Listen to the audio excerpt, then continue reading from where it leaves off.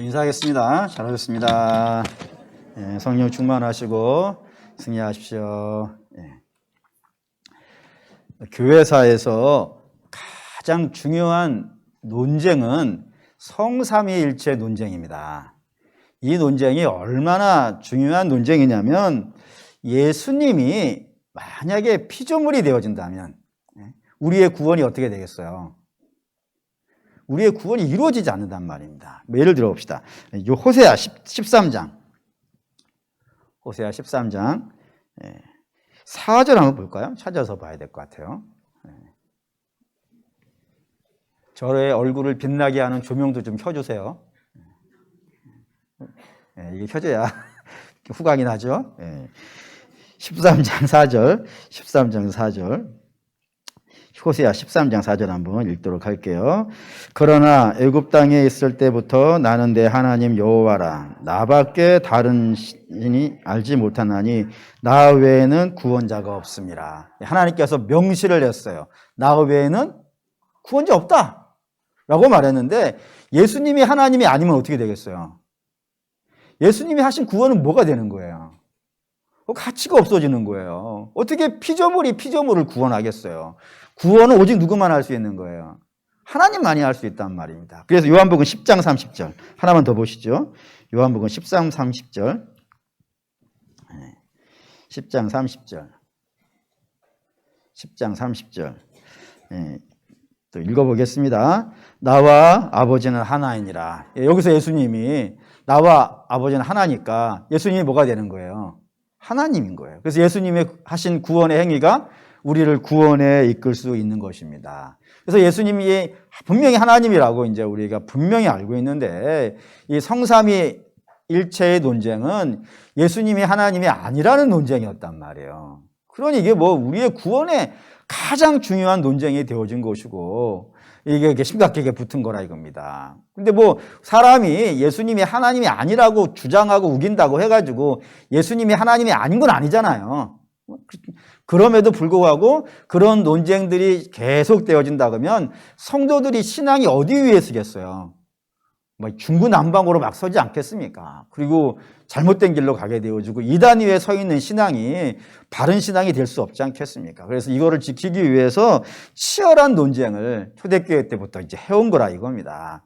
그 논쟁이 일단락 되어진 회의가 니케아 공의회였다고 여러분들에게 지난번에 한번 말씀을 드렸습니다. 근데 이 문제는 이 니케아 공의회가 신학적인 종교를 이뤄낸 것이 아니고 정치적인 종교를 이루었다는 거예요. 무슨 말이냐면 이 당시 회의를 주도했던 사람이 콘스탄틴 황제라고 하는 사람이 주도를 했는데 이 사람이 성삼위일체 하나님을 지지를 한 거예요. 근데 그 지지가 신학적인 기반에서 지지한 것이 아니라 다수가 그렇게 얘기하니까 다수를 편안하게 하기 위해서 이 성삼위 하나님을 인정을 한 거라 이겁니다. 이 말은 무슨 뜻이냐면 다수가 바뀌면 어떻게 되겠어요? 달라진다 이거예요. 달라지는 예를 쫙 보여드릴게요. 표를 하나 보여드리겠습니다. 지지할 때하고 반대할 때 황제들이 다른 거예요. 근데 재밌는 게 뭐냐면 콘스탄틴은 지지도 했다가 반대도 해요. 그리고 그의 아들이 콘스탄티누스 2세인데 그 사람도 처음에는 지지했다가 또 반대로 가는 거예요. 또 뭐 지난번에 봤듯이 줄리앙이라고 황제는 태생적으로 반대였고 조비안이라는 황제는 저 사람은 다수가 그걸 원하니까 그쪽을 또 따라간 것이고 발렌스라고 하는 사람은 또 다수가 반대하니까 반대로 넘어가고 이런 식으로 성삼위일체가 여러분 그냥 쉽게 우리에게 온 게 아니에요. 뭐 황제들이 이쪽 붙었다가 저쪽 붙었다가 난리를 치면서 그래서 이 성삼위일체의 신학 논리를 처음부터 끝까지 목숨 걸고 외쳤던 사람이 아타나시우스인데 이 아타나시우스는 저 반대파가 황제가 될 때마다 귀향을 갔어요. 이렇게 쫙 이렇게 5번이나 반대파가 들어서면 귀향을 가는 거예요. 그 정도로 이게 심각한 싸움이었다니까요. 그러니까 우리는 뭐 성삼일체 복잡하고 이게 도대체 뭐 알아듣지도 못하겠는데 이걸 갖고 왜 그렇게 주장하나 했지만 이게 보통 문제가 아닌 겁니다. 이게 흔들리면 우리의 신앙이 다 무너지는 거예요. 그래서 우리의 믿음의 선배들은 이 신앙 논쟁을 지키기 위해서 목숨을 거는 거예요. 목숨을 걸고 우리 주님이 하나님이시고 그분이 하신 십자가의 그 위대한 사역이 우리를 살렸다. 근데 그 살린 예수님을 우리가 어떻게 부인하느냐? 라고 말하면서 막 감옥에 가고 이게 박해 끝난 다음에 더 이상 예수를 믿는다는 것으로 박해받지 않는 그 시대에서도 이 믿음을 지키기 위해서 예수님이 우리 하나님이라는 사실을 그 신학을 지키기 위해서 목숨을 걸고 싸웠고 귀향을 저렇게 수도 없이 다녔다 이겁니다. 이게 이제 아타나시우스예요. 지난번에 했던. 근데 이 아타나시우스도 결국에는 사람이잖아요. 사람이니까 어떻게 되겠어요? 예, 모든 사람이 가는 길, 그 길이 어디예요? 죽는 길을 갔어요. 이 뒤에 이 문제를 갖고 아직 해결이 안 됐거든요. 정치적인 해결이었기 때문에 아직 신학적인 종결이 안 되어가지고 이 뒤에도 목숨 걸고 싸워줘야 되는 사람들이 나와야 된다였습니다. 그때 그 목숨 걸고 싸웠던 사람이 갑바도기아인들이라고 불리는 사람들이 있어요. 이 갑바도기아 출신의 삼총사인데 이 바실이라고 하는 사람, 신학에서는 대바실이라고 불러요. 그레이트 바실, 어마어마한 교부예요. 이 바실이라는 교부하고 니사의 그레고리라고 하는, 니사의 그레고리라는 니사라는 동네에 살았던 그레고리예요. 이게 참 어려운 게 이 당시의 사람들은 좋은 이름은 서로 쓰는가 봐요. 이 그레고리의 아버지도 그레고리예요. 그래서 헷갈려. 그래서 니사의 그레고리, 그리고 그의 친구가 하나 있는데 그 사람은 나지안주스의 그레고리예요. 어려워요. 그레고리예요, 저 사람도. 근데 어디 출신이냐면 나지안주스라고 하는 곳의 그레고리라고 하는. 근데 이 세 사람이 다 갑바도기아인이에요. 이 사람들이 나와가지고 동방교회의 4대 교부라고 불리는 사람들인데 이 동방교회에 있는 믿음의 선배들이 성삼위 하나님을 지키기 위해서 목숨 걸고 싸웁니다. 근데 오늘은 나지안주스의 그레고리는 이야기를 안 할 거예요. 왜냐하면 제가 전달하려고 하는 메시지에 딱 부합이 안 돼. 근데 바실이라는 사람과 그리고 니사의 그레고리라고 하는 사람은 오늘 제가 전하려고 하는 메시지에 정확하게 부합되는 사람들이기 때문에 이 사람들을 중심으로 이야기를 할게요. 우선 바실입니다. 이 바실이라고 하는 사람은 태어날 때부터 아주 약한 몸으로 태어났다고 알려져 있습니다. 그래서 그의 부모는 이 사람이 언제 죽을지 모르니까 몸이 너무 약해가지고 정말 좋은 것 갖다 다 먹이고 정말 이렇게 불면 날아갈까 놓으면 꺼질까 그렇게 키웠대요. 근데 이 사람이 몸은 약한데 머리는 기가 막히게 좋았나 봐요. 그래서 동네의 수재, 천재라고 불리는 그런 수준이 되어졌어요. 그래서 이 아버지가 이 사람을 자기처럼, 그 아버지도 변호사였거든요. 법률가였어요. 그래서 내 아들도 법률가를 만들어야겠다라고 해가지고 아테네로 유학을 보낸 거예요. 그래서 아테네에서, 그리스 아테네에서 공부를 하는데 거기는 워낙 똑똑한 사람들이 많지 않습니까? 소크라테스의 후예들이니까. 그 곳에서도 이 사람이 최고의 수재가 되었어요. 대단한 능력을 발휘해가지고 학교에서 항상 1등하고 장학금 받고 뭐 이 정도로 탁월한 사람이었어요. 그래서 이제 워낙 뛰어나니까 그 고향이 갑바도기아라고 하는 주에 가이사라라고 하는 동네가 있어요. 그 가이사에 가이사라라고 하는 대학이 있어요. 그 대학에 교수로 추빙이 된 거예요. 젊은 나이에.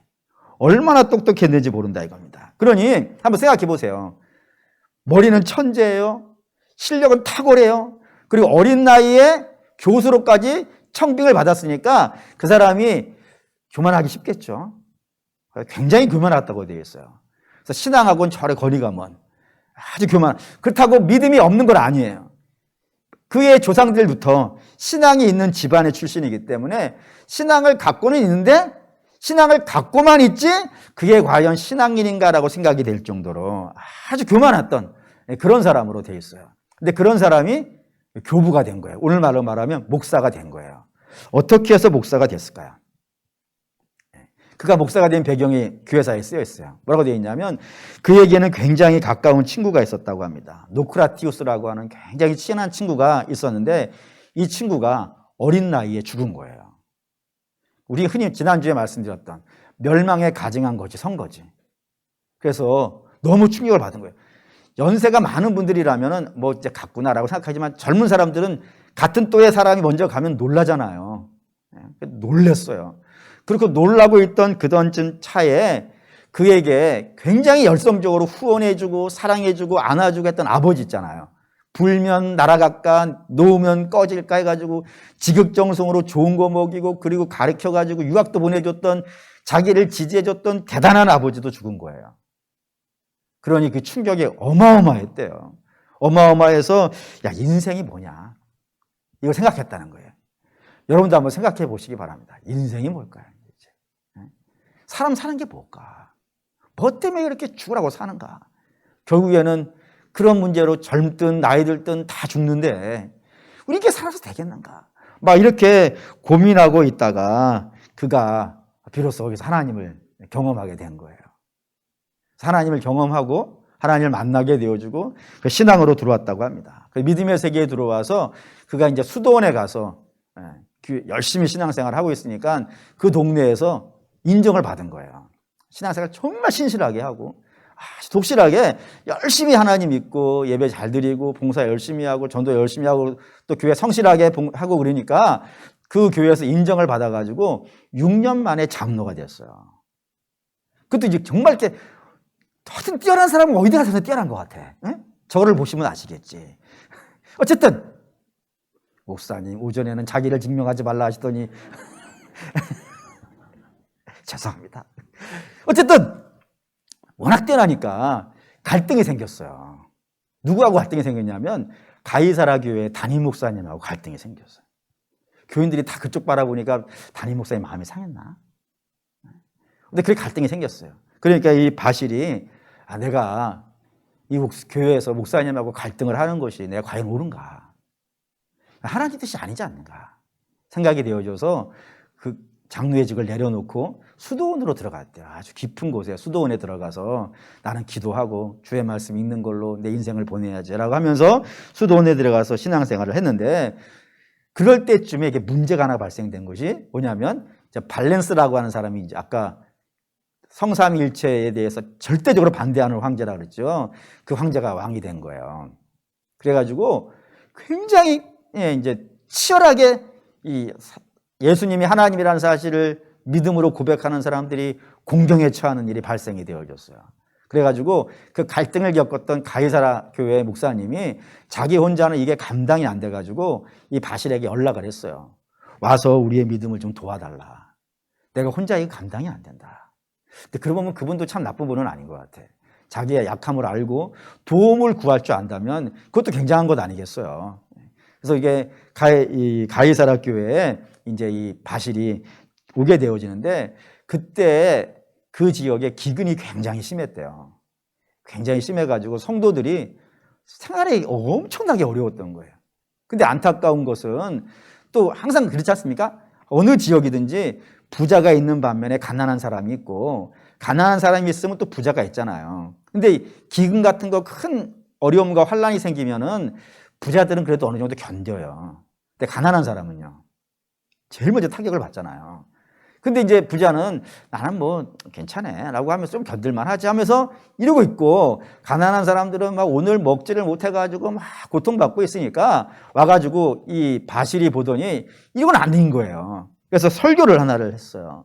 그 설교의 내용이 이제 교회사에 기록이 되어져 있는데 그 중에 한 절만 여러분에게 좀 말씀드릴게요. 뭐라고 했냐면 진정한 행복은 많이 갖는 것에 있는 것이 아니라 하나님의 뜻에 따라서 사랑하는 것에 있다.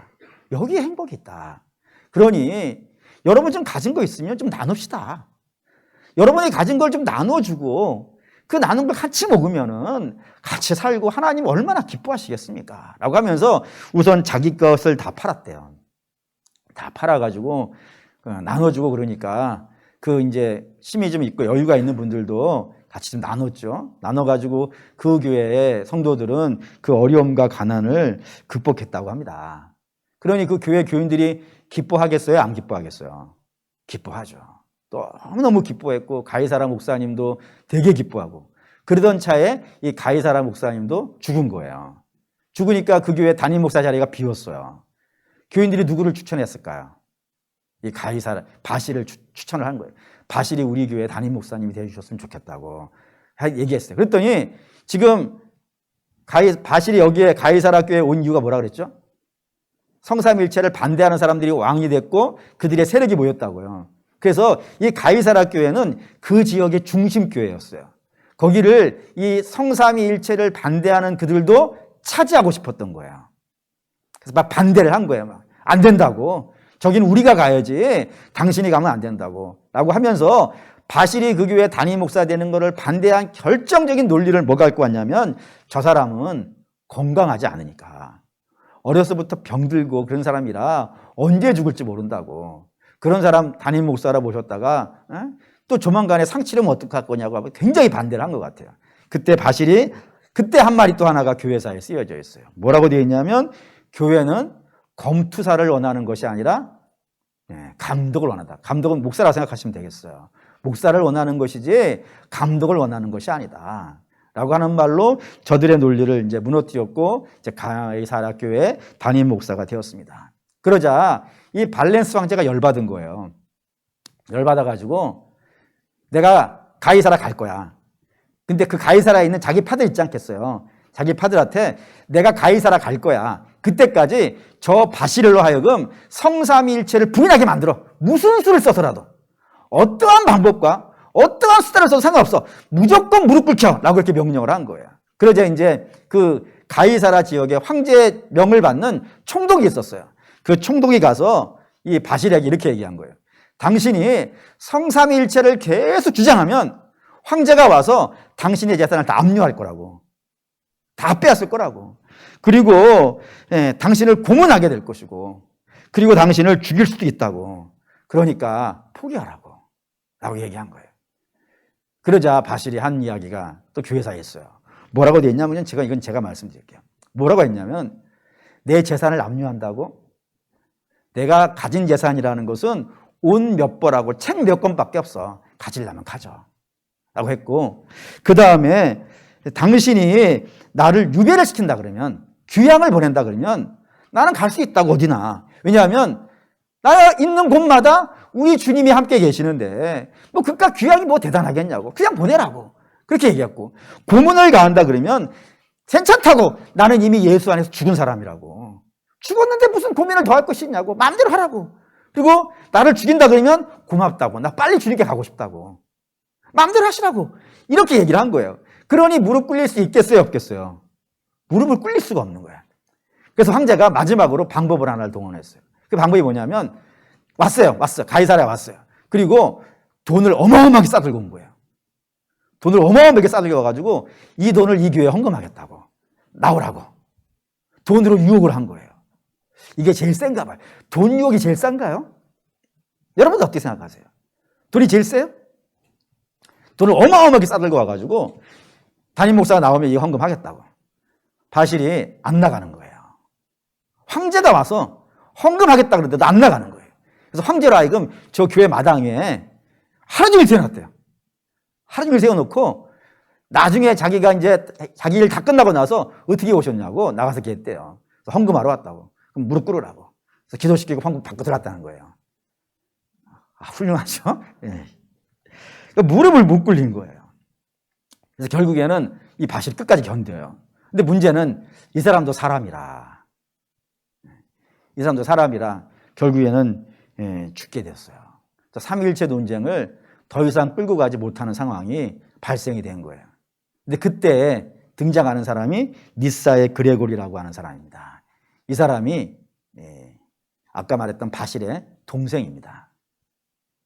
친동생입니다. 친동생. 이 사람도요, 그의 형처럼 신앙에 별로 관심이 없던 사람이에요. 믿음의 가문에서 태어났지만 신앙에 대해서 별로 관심이 없는 사람이었어요. 그가 젊었을 때의 생활을 기록해 놓은 걸 보니까 뭐라고 되어져 있냐면 젊고 아름다운 아내를 얻었다고 되어 있는데 어떤 것이 아름다운 아내인지는 모르겠어요. 지 눈에 들면 아름다운 거예요. 그죠? 뭐 콩깍지라 그러지 않습니까? 지 눈에 이쁘면 아름다운 아내를 얻어가지고 정말 재밌게 살았대요. 근데 문제는 그의 아내가 몇 년 안 살고 죽은 거예요. 결혼한 지. 이 사람도 멸망에 가증한 걸 본 거지. 그리고는 약간 좀 마음이 너무 많이 상했는지 가는 곳마다 결혼하지 말라고. 결혼하면은 부인 죽으면 얼마나 고통스러운지 모른다고. 그러니 결혼하지 말라고. 이것만 하고 다니던 사람이에요. 근데 그런 사람이 하나님을 만나게 된 거예요. 하나님을 알게 되어주고. 그래서 이제 사람도 이제 수도원에 들어가서 나는 일생을 기도하며 말씀 보는 걸로 내 인생을 살아야지라고 하면서 그렇게 살고 있었어요. 그런 때 이제 형이 바실이 니사라고 하는 지역에 교회가 하나가 좀 섬겨줘야 되겠는데 네가 가서 좀 도와줘라라고 그 얘기를 한 거예요. 그래서 이제 이 그레고리가 니사라는 지역에 가요. 가는데 문제는 그 니사라는 지역은 성삼위일체를 반대하는 사람들이 그 지역을 다 장악을 한 거예요. 그래서 매일 같이 와서 막 공격하고 막 그러니까 이 그레고리라고 하는 이 사람은 자기 형처럼 이렇게 막 대놓고 싸울 수 있는 그런 체질이 또 아닌가 봐요. 마음이 소심하고 누구한테 마음 아프게 말 못하고 그러다 보니까 내가 여기서 이렇게 막 치고받고 싸울 바에는 그냥 가서 그냥 개인적으로 기도하고 말씀 묵상하고 난 그렇게 살아야지 하고 하면서 그 교회를 놓고 이제 떠난 겁니다. 떠나서 이제 수도 생활을 하는데 그 당시쯤이 돼가지고 비통한 소식 하나가 들렸어요. 그게 뭐냐면 자기 형이 죽었다. 바실이 죽었다라고 하는 이야기를 들었고 그 바실이 평생을 뭐 했는지를 아는 거예요. 성삼위일체 하나님을 지키기 위해서 그렇게 죽으라고 헌신하고 충성했던 그 자기 형이 삶을 자기다 따라가야겠다. 내가 형이 이루지 못한 것을 내가 해야겠다라고 생각해가지고 이제 이 싸움을 하러 옵니다.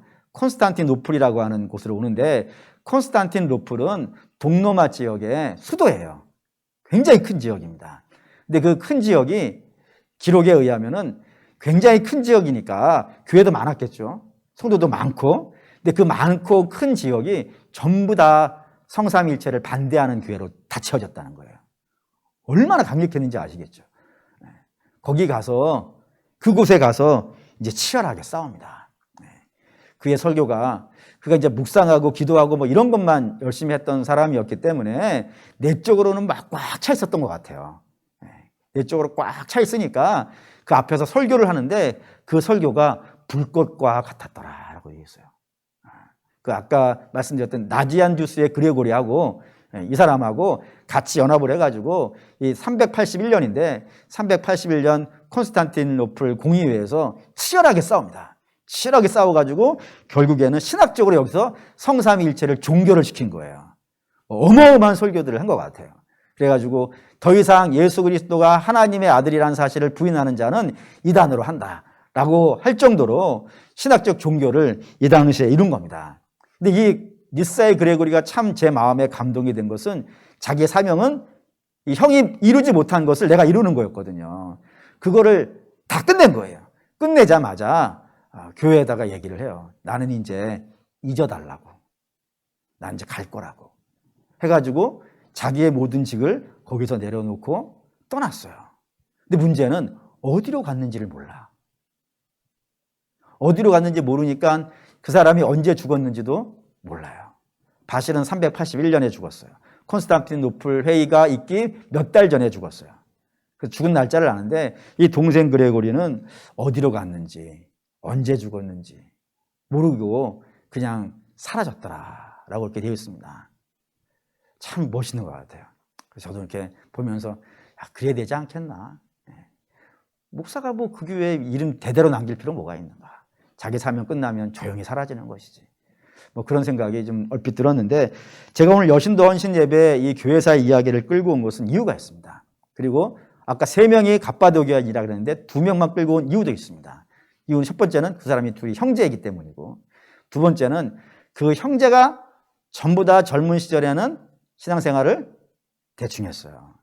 대충 했는데 다 목사가 됐고 그 목사들이 동방교회 4대 목사라고 불리는 어마어마한 사람이 됐어요. 어떻게 해서 됐을까? 아까는 이렇게 말씀드렸어요. 그 사랑하는 사람들이 죽었다고. 그 죽은 거를 보면서 저들이 회개하고 돌아왔다고. 물론 그게 이유가 맞아요. 틀린 건 아니에요. 근데 그 과정에 끼어있는 사람이 하나가 있어서 그래요. 그 사람이 누구냐면 마크리나라고 하는 사람입니다. 마크리나. 이 마크리나 누구냐면 바실과 그레고리의 누나예요. 근데 이 사람은 14살 때 정혼을 했대요. 그러니까 학교를 다니고 공부를 하는 사람이 아니고 14살 때 이미 정혼을 한 거예요. 법률가랑 정혼을 했대. 그 집안이 뭐 굉장했던 것 같아요. 법률가랑 정혼을 했는데 안타깝게도 몇 해 지나지 않아서 그 정혼자가 죽은 거예요.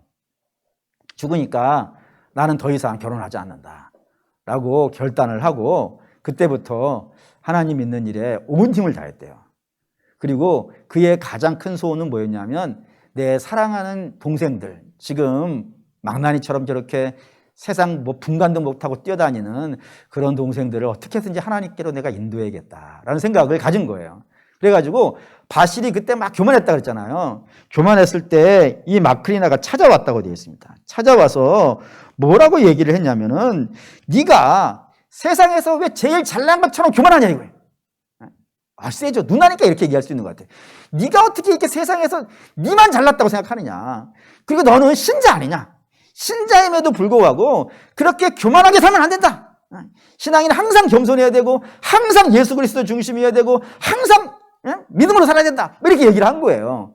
근데 이 바실은 그때만 해도 신앙이 별로 없고 똑똑하게 이루 말할 수 없으니까 공부 별로 안 한 누나를 엄청나게 무시를 했대요.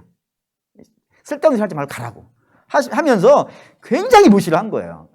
그러면 좀 실망해가지고 이 동생이 나를 무시해가지고 그냥 나 다시는 안 봐라고 할 것 같은데 그렇지 않고 매일 그런 거예요. 너 그러면 안 된다고. 그래서 기도하고 와가지고 막 또 너 예수 잘 믿어야 된다고 맨날 그랬다는 거예요. 근데 그때마다 무시당했다는 거예요. 그러던 차에 이 바실이 사랑하는 사람들이 죽기 시작한 거예요. 그러자 인생이 뭐냐라고 생각했다 그랬잖아요. 그 질문을 가지고 누나에게 와요. 누나 인생이 뭐야? 나 어떻게 살아야 돼 이제? 사람 죽는가 봐. 젊든 나이 들든 상관이 없나 봐. 이제 내가 어떻게 해야 돼? 라고 물으러 온 거예요.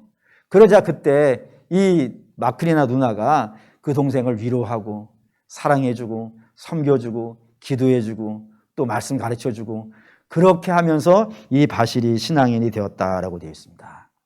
그레고리도 마찬가지입니다. 그가 가장 힘들 때 평소에는 누나 별로 시원찮게 생각했는데 가장 힘들 때를 만나니까 그 누나에게 찾아와서 묻고 상담하고 그러더라고요. 그래서 이 니사의 그레고리가 자기 형이 죽었을 때 기록을 하나 남겨놨어요. 그 기록이 여러분에게 좀 읽어드릴게요. 뭐라고 되어 있냐면 성자들 가운데서도 뛰어났던 바실은 이 세상을 떠나 하나님께로 돌아갔으며 모든 교회들이 그의 죽음을 애도하였다. 바실이 얼마나 대단한 사람인지 아시겠죠? 근데 그 뒷줄이 중요합니다. 그러나 그의 누나, 바로 그의 스승께서는 아직 생존해 계심으로 나는 그녀를 방문하였다라고요. 그러니까 지금 자기 누나를 누나라고 이야기한 것만 한 것이 아니라 하나를 더 붙였다고요. 뭐라고요? 스승이라고. 내 영적인 스승이라고. 대바실도 자기 누나를 스승이라고 불렀고 나도 내 누나를 스승이라고 부른다고. 그래서 교회는 전부 다 바실 대단합니다.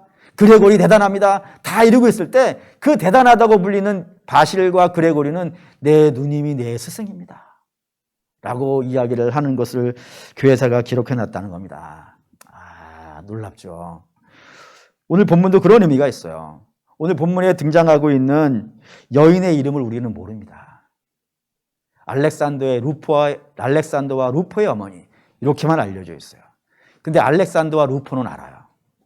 알렉산더와 루포가 누구냐면 예수님 십자가 지고 가실 때 넘어지셨잖아요. 그때 넘어졌을 때 그 십자가를 대신 지고 갔던 사람이 구레네 시몬입니다. 근데 구레네 시몬의 아들이 알렉산더와 루포예요. 그러면 그의 어머니는 구레네 시몬의 부인이겠죠. 부인입니다. 그러니까 그 알렉산더와 루포가 굉장히 유명한 사역자거든요. 로마 교회에. 그 대단한 사역자의 어머니가 있더라는 거예요. 그 어머니가 쪼만했겠죠. 쪼만했던 아이들을 그렇게 믿음으로 양육하고 섬겨가지고 결국에는 교회의 대사역자를 만들어 놨고 뿐만 아니라 바울도 그 알렉산더와 루포의 어머니를 뭐라고 부르는 거예요? 내 어머니라. 그러니까 바울에게도 지대한 영향을 끼친 거예요. 어머니는 아무나 붙여주는 게 아니지 않습니까? 뭐 아줌마 내지는 뭐 옆집 친구 또는 뭐 아가씨 뭐 이렇게 뭐 부르지. 내 어머니라고 부르는 건 내 삶에 어마어마한 영향력을 끼친 분을 어머니라 그런 것 아니겠어요. 근데 이 알렉산더와 루포의 어머니를 바울은 내 어머니라 그런다 이겁니다. 네, 그런 분이 있더라 이거예요. 그래서 제가 오늘 여신도 여러분들에게 부탁하려는 것이 이거죠. 여러분들이 이 시대에 그 마크리나 역할을 해야 되지 않겠습니까?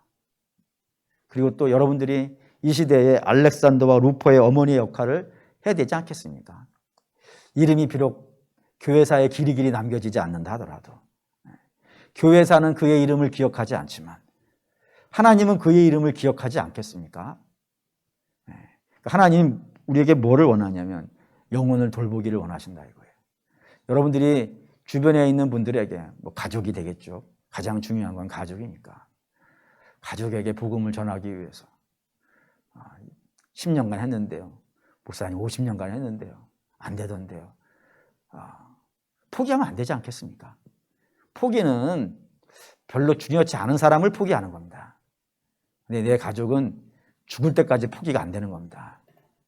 계속해서 기도하고 또 권면하고 무시당하더라도 외면당하더라도 또 가서 하고 뭐 친구일 수도 있고 이웃일 수도 있고 친지일 수도 있겠죠. 하나님께서 여러분 눈에 요즘 자주 들게 하는 사람도 있을 거예요. 자꾸 눈에 걸리는 사람들. 그러면 그 영혼을 붙잡고 기도하고 권면하고 목사님 이 시대에도 전도가 될까요? 여러분 전도라고 하는 것은 시대의 영향을 안 받습니다. 전도는 어떻게 되는 거예요? 우리 믿음으로 고백하죠. 우리 하나님이 하시는 일이에요. 하나님이 나를 통해서 하시는 거예요. 내가 가져야 돼요. 그걸 하나님이 나를 통해서 이루시려고 하는, 그러니까 하나님이 계시면 하는 것이고 하나님이 안 하시면 못 하는 거죠. 그런 마음이 있으셔야 돼요. 그래서 하나님이 이제 요즘 내 눈에 자꾸 들게 하는 사람이 있으면 기도하시고 또 가서 전하시고 무시당하면 에이 간도 이러지 마시고 또 가서 하시고 또 가서 하시고 그 다음에 어느 날인가는 그들이 여러분들을 찾아올 거예요. 나 어떻게 해야 되냐고. 나 어떻게 하면 좋죠? 물을 나를 반드시 와요. 반드시 와요. 100% 와요. 이 땅에 어떤 사람도 이 땅에서 어려움 만나요. 하나님 필요할 때가 반드시 있어요. 반드시 와요. 그때 여러분들이 그들을 인도하시면 된다 이겁니다. 고로 사랑하는 믿음의 성도 여러분, 바라고 원하는데 교회는 늘 이런 사람들의 연속입니다. 끊임없이 앞사람의 믿음의 사명을 내가 물려받고 또 내 믿음의 사명을 또 누군가 물려받고 그렇게 가는 겁니다. 그래서 우리 여신도 여러분들이 이때야말로 여러분들이 기도해야 될 때이고요. 이때야말로 전도해야 될 때이고요. 이때야말로 섬겨야 될 때입니다. 어머니 역할입니다. 뭐 제가 종종 여러분들에게 말씀을 드리는데 성경은 어머니, 여인, 여성 굉장히 높게 평가합니다. 하나님의 이름까지 주시면서 하신단 말이죠. 그렇기 때문에 사랑하는 우리 믿음의 성도 여러분, 여러분들이 생명을 낳는 겁니다. 할렐루야. 예. 물론 생명 낳는 것이 어렵죠. 그래서 아멘이 이렇게밖에 안 나오지만 마음속으로는 크게 외쳤을 거라 생각합니다. 예. 바라고 원하는데 생명을 낳는 것이고 생명은 우리 주님이 기대하는 겁니다. 우리 주님이 제일 기뻐하는 것은 한 영혼이 회개하고 돌아온 것 아닙니까? 예? 한 영혼이 회개하고 돌아오면 천국에서 의인 99으로 인한 기쁨보다 더 크다면서요. 우리 주님이 말씀하신 거예요. 그렇기 때문에 여러분들이 되고 안 되고는 우리가 결정 못합니다. 우리가 하는 일은요, 가서 기도해주고 전하는 겁니다. 무시당하더라도 외면당하더라도 또 하고 또 하고 또 하고 그 다음에 언제 하나님께서 그 마음을 무너뜨려 주실 거예요. 그냥 이런 마음 가지시죠. 여호수아 군대가 7번 성을 돌지 않습니까? 7번이 숫자 7번이죠, 거기서는. 근데 성경은 7이라는 숫자는 완전수라 그러니까 될 때까지 계속 기도하시고 계속 전하시면서 여러분 주변에 교회를 이끌어갈 수 있는 바실이 있어요. 그레고리도 있어요. 바울은 없겠습니까? 다윗은 없겠습니까? 우리 주변에 있어요.